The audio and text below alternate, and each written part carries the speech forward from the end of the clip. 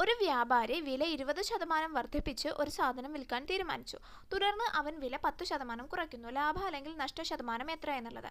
അപ്പോൾ ഇവിടെ വിലയൊന്നും തരാത്തതുകൊണ്ട് നമ്മളൊരു ട്രിക്ക് ഉപയോഗിക്കുകയാണ്. 100 രൂപയാണ് വില എന്നുള്ളത് നമ്മൾ ഗസ് ചെയ്യുന്നു. എന്നിട്ട് നമ്മൾ ഈ കാര്യങ്ങൾ ട്രൈ ചെയ്യുന്നു.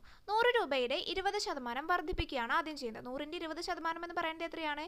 20 തന്നെയാണ് അല്ലേ? അപ്പോൾ 20% വർദ്ധിപ്പിക്കുക പറയുമ്പോൾ 100ൻ്റെ കൂടെ 20 ചേർന്ന് 120 രൂപയായി. പിന്നീട് അതിൻ്റെ 10% കുറയ്ക്കുന്നു. 10% എന്ന് പറയുമ്പോൾ 120ൻ്റെ 10% 120 × 10/100 ക്യാൻസൽ ചെയ്യുമ്പോൾ നമുക്ക് എന്ത് വരും?